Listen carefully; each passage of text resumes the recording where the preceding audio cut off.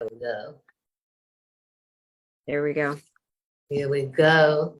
Introducing Miss Joya Brandon. She's a AP English teacher in the Oakland School District, right? I'm in San Leandro. San Leandro School District now. Yeah. And here for Getting a Grip, this is Leslie Celine, and Ms. Brandon is going to talk about whatever she likes. So you were telling me what you teach, and then I said we should record that. Yeah. So I have 2 classes of AP English with juniors. And then all of my afternoon classes are my social justice English classes. And so I am the only English teacher in that particular department because it's a small learning community. And so when the students apply, I receive them as sophomores and they stay with me for 3 years. So I receive them as sophomores and I get to have them as juniors and seniors. So it's really great because we develop a relationship for 3 years that's really meaningful. Yeah. And what's the painting behind you? Oh, it's a painting by Paul Lewin, amazing artist who creates really great pieces that are pretty much themed around Afrofuturism. And so because my students are working on an Afrofuturism unit, I always have these pieces around my classroom and Zoom, etc., just for inspiration. And for me, it feels really ancestral. And so it's nice to have that kind of behind me. It's like I got your back kind of vibe. So yeah. So they're writing Afrofuturism? Yes. So it's speculative fiction, right? But some groups choose to write really Afrofuturistic stories. I have a lot of my Latinx students who write like magical realism stories, usually based on like immigration. So they pick the particular genre and then we just focus on, okay, what type of social justice theme are you going to use? Because we look at different stories and films and we're like, okay, what's missing, right? They don't see folks of color in the future. Like, what's wrong with that? So this whole unit, they write ourselves into the future and tell from our perspective what we envision for our future. So it's amazing. They write stories collectively. They create a trailer for their stories and a soundtrack. Wow. And they publish it on a website that we create for them. Beautiful. So how long have you been teaching? Officially in the classroom for 10 years. I started out in Oakland teaching middle school. And I love middle school kids. They're so sweet. I know people typically think that that's a hard age, but that's exactly why I love it, because their hormones are raging and then they're not in elementary school. So they feel like they're grown. So they just need a little extra love. So they're just little wind up toys all over the place. But I love that age. So I started teaching middle school for 5 years in Oakland.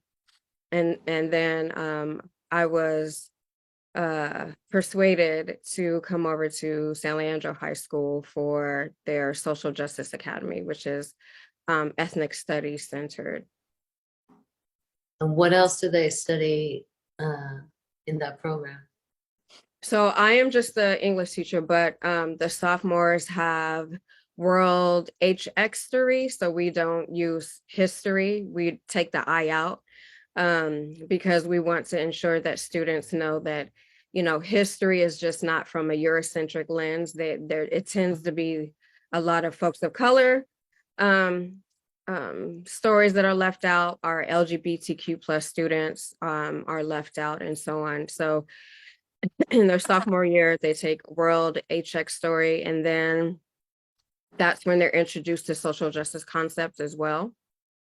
And then in their junior year, again, they have me, and then with the other teachers in the program, It's another like US HX story class, and they also have a social justice elective where they, now that they've understand certain concepts, now they get to planning actions in the community and at our school site.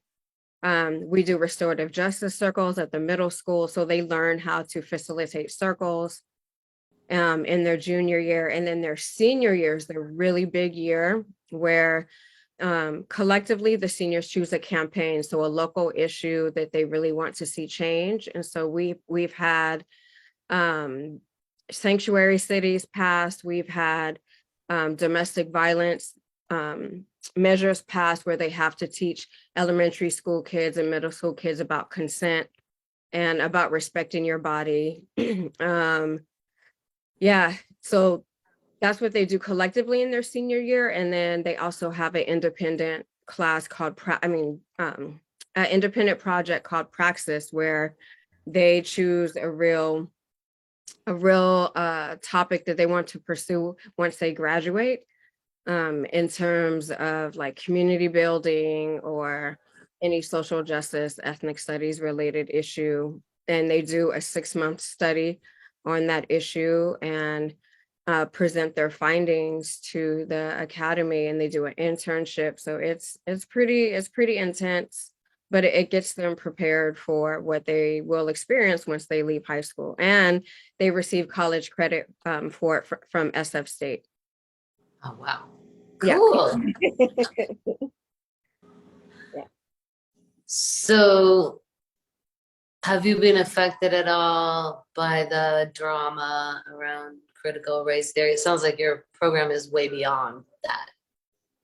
Oh, absolutely. On two different fronts, actually. So in my doctoral studies program, this was the first time I've ever heard of critical race theory, right? It wasn't in my secondary school experience. It wasn't when I received my BA, not even my master's. It wasn't until I was in this doctoral program that I've heard of critical race theory and was first exposed to it. So at the height of the hysteria, there were some right-wing folks who came after a professor of mine, and he shared all of the troll messages and things that he received, and how us as doctoral students were being brainwashed, and how Cal State, Hayward, well, it's called Cal State East Bay, how this program, should not even be around because we're just teaching folks to hate white people. So that's when I was first exposed to it. But then starting this school year, for some reason, and a lot of us think it's because of California's initiative to make ethnic studies mandatory. So now it's a graduation requirement. Cool. And so once that passed, a lot of the schools, specifically in the Bay Area, who have been doing this work, we started to receive hate mail, have articles about us posted on Breitbart and a lot of these right-wing websites, folks showing up to school board meetings saying that we're terrorists and that we're groomers, and yeah, it's just crazy, and telling us that we need to teach students math and science when we teach English and history in our small learning community. And the reason why the school has low test scores are because of, the Social Justice Academy, who teaches students to hate white people and hate American traditional values. So yeah, it's been a doozy. It's been a doozy, especially considering last year coming out of distance learning. Like a lot of teachers, we felt like we really didn't get to content because we were holding the mental health of so many students.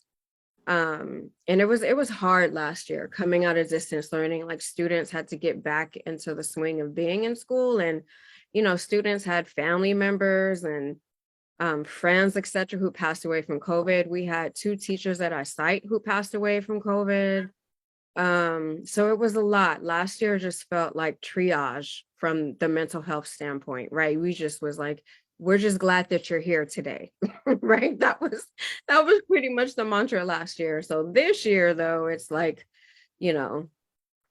uh, the hates in terms of critical race theory, gendered studies, all of that is And you're saying the kids feel under fire, not just the teachers. right, because they're protective of us, right? We've had them, some of these students for 3 years, right? 1, 2, and 3 years. So the sophomores are like, whoa, what's going on, right? But they're like, they're down, like, okay, attack on one of my teachers is an attack on all of us, right? So they're ready to stand firm and say, no, the things that we're learning should be accessible to all students, and shouldn't just be relegated to a small learning community. So the students are feeling it, because they're hearing it from their teachers. Unfortunately, there's a lack of solidarity with other teachers on campus. We kind of feel alone in this fight, honestly. Given the history of San Leandro, it's a sundown town, so a lot of those attitudes Was still, it? yeah, it was a sundown town Till when? till maybe the late 70s. The mayor was the former mayor of San Leandro, during that time was very adamant about not having any Black or brown folks in San Leandro. And there's a beautiful display of his words and the measures he passed in the San Leandro Library. So you still have a lot of those sentiments around in San Leandro. Given is not as blatant, right? It's not as visual, but when you have conversations with people, you can tell, you can definitely tell that they still harbor some very prejudicial and racist notions of the composition that San Leandro has changed. Like the high school now is almost 60%, the majority of students are 60% Latinx students. And that's vastly different, when it was majority white students. So, change is uncomfortable for a lot of people, but you can't stop And this. do they have a program like yours in Oakland? At a couple high schools, they do, to my knowledge. I don't know if it is as extensive in terms of where students loop with you and stay with you for three years. But I do know that students do have access to ethnic studies courses at a lot of the schools in Oakland. Even to my knowledge, there are some programs at the elementary and middle school level, but mostly it's at the high school level. And how long, because this wasn't going on when my kid was in school. How long has this been a thing? Oh man. Well, I know in San Leandro, the program has been around for 15 years. Okay. And I'm not quite sure in Oakland, like I said, because I left the district about 5 years ago, so I'm not quite sure, but I know at least at the site that I'm at for right now, the program has been around for 15 years and it's evolved to what it is today. Originally, it was more of like a service club where the person who led the program originally just focused on like environmental issues. It really wasn't race oriented until the coordinator of the program now, my amazing colleague, Miss Varai Santos, took over and definitely made it more purposeful. And is there First Nations in the history mix? Oh, absolutely. Absolutely. Yeah, we just completed our actions. So every month we have different actions. So right before Thanksgiving break, we had a transgender day of remembrance. And so the students read the names of folks who have unfortunately been killed. We set up an altar where students can come and, look at some of the folks who have passed away and write some notes in solidarity for those who have passed away and their families. So we did that at the beginning of the week. And then at the end of the week, we had an honoring of the Indigenous community where several of our students who are Indigenous, we have a student who's Lakota. And so she recited a beautiful prayer, she did a dance, and we talked about how, the importance of recognizing what land you're on, and we recognize we're on Ohlone land here in the Bay Area, and just really honing in, like, Indigenous folks are still here. Like, we can't talk about them as if they're in the past. They're still here, and we have to recognize their power and recognize their quest for sovereignty and their land back. So we have actions, and we collect donations and give it to the Sagori Land Trust, which is a group of Indigenous women here in the Bay Area, who are fighting for their land back. Beautiful. Do you have like drills for school shootings? Is that a thing where you are, or is that talked about? So this is my 5th year here, and we've never had to do active shooter drills. But maybe 2 or 3 weeks ago, unfortunately, there have been some schools in the local area where students have called in a prank and said, yeah, there's an active shooter on campus. So I don't know if it was a thing on TikTok. I don't know where they got this idea from, but unfortunately it has been happening a lot lately. So we had our first kind of like our prank where someone called and said that there was an active shooter on campus. And rightfully so, we locked down, and the students, I felt so bad for them because they were extremely nervous and scared and anxious, and they were on TikTok and messaging their family and their friends, trying to figure out what's going on. And because my classroom faces a main street, we saw SWAT team and all kind of police storming on campus with these long, rifles, and that scared the students more. And so I was like, get out of the window. So, I led us through some breathing exercises, like, okay, y'all, come on, let's come back. Let's get into our bodies. Let's just take a moment. I know it's unsettling, but we got this. Like, I'm here. I'm gonna make sure nothing happens to y'all. Some students felt comfortable just sitting on the ground and being quiet. I was like, whatever works best for you, just know, I got you. We're gonna be okay. So yeah. Never a dull moment in public education. Never, especially here in the United States, never a dull moment. What do you wish people knew? Oh, there's so much. I wish people knew that young people are way smarter than people give them credit for. Young people are amazing. I know during our time when we were young, things were different, but I tell my students this all the time. I really commend them on their bravery for even showing up every day.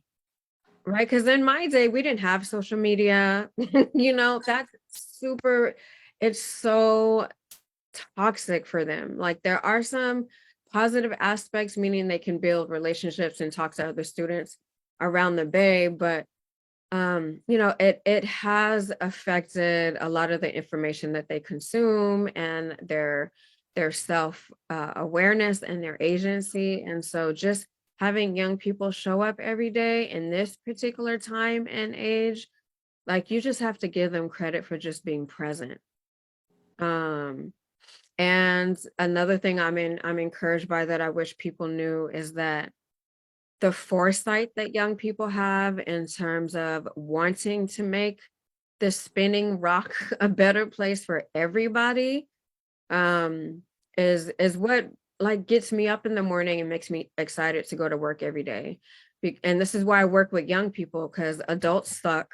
And like, to keep it real, adults are really like set in their ways, and young people, just to see them excited and wanting to change the world for the better, like, there's no words that replaces the feeling I get when I see young people excited to come to class, wanting to change the world. And it makes me encouraged, like, okay, I know there's some bad stuff happening in the news, but these young people, they're going to change some things.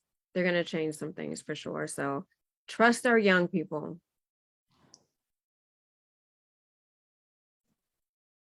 And what do you study? You're always studying too. Like I mean, you're in school all day and all night, right?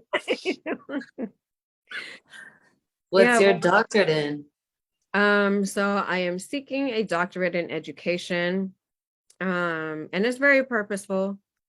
You know, there's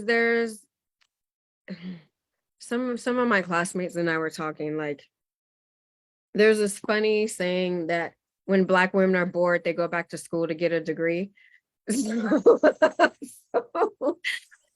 and so that's part of it, but also I just felt like I needed to level up. I felt like I was losing a connection in terms of what's happening in the world of education, especially with the policies that are coming out. I'm like, these people have no idea what's happening in the classroom, right? So I really wanted to go back and get my doctorate. I have no plans to go into administration because that's always the first question. Oh, you're going to become a principal or superintendent? Absolutely not, because that involves working with adults and I don't want to do that. Um, so yeah, this is my own personal quest to become a better educator and to be familiar with educational theory and to be familiar with educational policy and basically, you know, peel back those layers and really try and figure out, okay, these adults who make these policy decisions, how disconnected they are from the classroom. Like there needs to be someone in there really truly advocating for young people, like who the policies truly affect. And so that's kind of like my tackling fuel in these spaces. There's a lot going on right Yep. now in education. I just snuck into a conference for teachers called it was decolonizing and indigenizing systems. That was not in the catalog until recently. You know what I mean? Mm-hmm. That's exciting when you think of, that's actually a case where you can change a system from inside it. you know? But then right away, I got overwhelmed just thinking about, okay, if I'm a teacher, number one, y'all get up real early in the morning. And, and then you're dealing with like people who don't have breakfast, and then you have to be a social worker, and then you have to know CPR, and then you have to know what to do if there's a gun, and then you have to also revolutionize the education system from within it and occasionally buy pencils. And I'm like, what is it that you don't think teachers are going to do for you today? And all this while making up for discrepancies in other people's parenting, clearly, and wow. Yeah. On that same vein, I've really made a commitment that when I leave work, I'm leaving work. Right. Because for the past couple of years, because it has been so hard, I would come home just physically and mentally exhausted. Like I would literally just come home and fall asleep at 6 or 7 o'clock and just be done for the night and wake up in this the next day, just because of the things that I was holding and dealing with my students. Right. And so this year I was like, I can't continue like that. Because it's hard. So I made a commitment, like when I'm at work, I'm at work. And as soon as I leave, I have to disconnect. I have to disconnect because I'm not going to be good for my students for the rest of the year or in the coming year. So I have to find a way to recharge for my own like sanity and health. And what do you do to clean off and disconnect and recharge? Well, when I don't have school, when I'm not in my doctoral studies classes, and I tell this to my students all the time. And at the beginning of the year, I purposefully ask them, what are the best ways that you guys disconnect? Because I constantly want to learn new ways as well. But my main thing is that I get away from concrete. Like I go hug a tree and I'm so like, Yeah, I'm like dead ass serious. I will yeah. go into the woods and just go hiking and get lost for hours and not hear like a car, not hear a plane, not hear nothing. Just be with the trees, be with the earth. Because I need that. I need to know that okay, this beautiful tree who has withstood all these other calamities on earth is still here. Let me hug you. Let me get some of that energy, right? Because I need some of that to get back through the day. So yeah, I that's my jam. I go hiking. I have to. I have to. What role does your faith play in all of this? It plays a really big role. Honestly, it's lately it's played more of a role than it had at the beginning of my teaching career. Because when I started my teaching career, I was a yawo.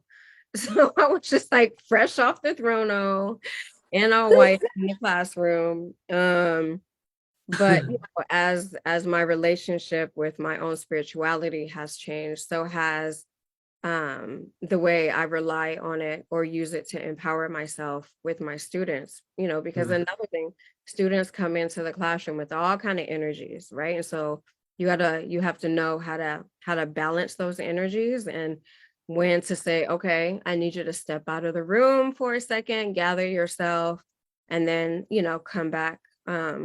Definitely, you know, spiritually cleaning myself at the end of the day. Again, a part of that release and letting go. And then, you know, not for nothing, praying for my students, like word sound power, right? Understanding that the words that I invoke are purposeful and that I want the best, not only for my students, but their families. You know, I have parents reaching out, like, I don't know what to do. I need, you know, resources as well. So praying for my students and their families, you know, just let's just make it another day. Like the gift of breath is a wonderful gift. You know, give me that gift again today to do what I need to do for these young people. So I'm amazed by you, you know, and I've always thought you're one of the most beautiful women I've ever seen. oh my gosh. For real. And I feel like saying thank you. Hmm. Thank you so much for providing such expert care Thank to you. these young people and I'm bet all my money's on Gen Z, man. Man, right? There's something else, you know, just quick and funny and not wasting a bunch of time or words. And, you know, I Yeah, think they really. can do it, which is kind of amazing, you know, because I'm with you, you know, you look around at the grown-ups and you're like, y'all are gonna drown in a glass of water. You can't handle what's coming at all, right? Yeah, seriously. That's so serious. Yeah, you are so right. And when I have students who are like, you know, I can talk to you, I consider you my school mom because, you know, I can't share certain things outside of the classroom or outside of the school. And so I look for you every day. Although that's a big responsibility to put on a teacher, I take that in, right? And to me, that's an honor. That's an honor that a young person feels safe and is looking for me every day to make sure that they're safe. Like that's yeah, it's an honor. It's a true honor. Do they ever come back when they're grown to say hi? All the time. Yeah. All the time. Even students Um, who, you know, are away halfway around the country and the world, you know, will send me texts like, oh, Miss Brandon, can you read my essay for me? oh. Or yeah, Miss Brandon, thank you for teaching me rhetorical devices because I'm using it in college now. um, you know, those kinds of things, or you know, just even just knowing that I don't know. I tell my students, you never know who you're gonna need when you leave this place. And so you want to make sure that you keep lines of communication open, you're honest, you have those difficult conversations when you need to, because you just never know. Like, the main reason why I'm a teacher is because I've had some amazing teachers in my life. And I felt like it was so important for me to pass on the gift that they gave me. And many of them are still my mentors to this day. Like, my 9th grade English teacher is my mentor. My sophomore English teacher is another one of my mentors that we still keep in contact, and she pays for my donors choose whenever I need books. So the teachers that I have had have shown. Because hold on, you have to do a GoFundMe for all the time. books sometimes. Okay. All the time. And that's on you, obviously. Yeah. All the time. At least 2 or 3 times a year, if you're lucky. Yeah. I mean, my things always get funded, but yeah, it's priorities, right? Priorities. Well, I was wondering about that. If there was like a lineage of teachers, the way there's a lineage of ancestors that you rely on. Yeah. And isn't that crazy? My former teachers are the main ones who are supporting my financial needs in the classroom. Like, isn't that kind of crazy when you think about it? Like, it's beautiful, but it's still like, damn. It's still all on you. Yeah. Yeah. Right? On their teacher retired salary, they're supporting other teachers. And that to me is like, it shows when you're really in this work because you love it and because you want to enhance young people's lives, like, that's just what you do. And yeah, it's all the time. All the time. If we wanted to, right? How could we support our teachers better? A thank you would be nice. And I know that seems simple, but in this day and age, a thank you goes a long, long way. So first and foremost, just thank you. Thank you for being in the classroom with these young folks, even the little ones, because I salute elementary school teachers. I cannot be with the same group of kids all day teaching all subjects. Like, salute to all the elementary school teachers. I couldn't do it. But yeah, a thank you goes a long way, right? And then definitely tapping in to your child, your niece, your nephew, nibbling, sibling, somebody, young people in your life. Adopt a local community school and see what teachers need. Like, there's always a need, and that's really sad to say, but we always need something, right? Like, my mom and I come out of our pocket every week to feed my students. So my students know every Wednesday and Thursday, because it's our block days where they have me for 2 hours. So every Wednesday and Thursday, they know they're going to come into class with a breakfast. So I have bagels and fruit for them every Wednesday and Thursday. And a lot of students look forward to that. So just, you know what I mean? Just little things. It may seem little, but that's big for a student to come and there's breakfast for them, right? You can't teach a child that's hungry. You can't teach. So if you notice that teachers are doing stuff like that, presume that a donation would be accepted. And if you don't see them doing stuff like that, it's because you don't know, and you should ask if there's a book drive fund that you can contribute to or something like that, because there always is. Absolutely. Yep. Absolutely. Wow. Anything else before I let you go hug a tree or whatever it is you're going to do to recharge tonight? Yes, because this thing's taking breaks. So every day I have a hike planned. So every day this week I'm getting out in nature. Yeah. So again, just tell a teacher, thank you, tap in, see what kind of support that they need in their classroom. And, definitely just listen to what the young people are saying. You may not disagree with it. I mean, you may disagree with it. You may not like it, but listen. A lot of them just need folks just to listen to them. Thank you so much, Miss Brandon. Love you. Thanks, sis. Thank you. Bye.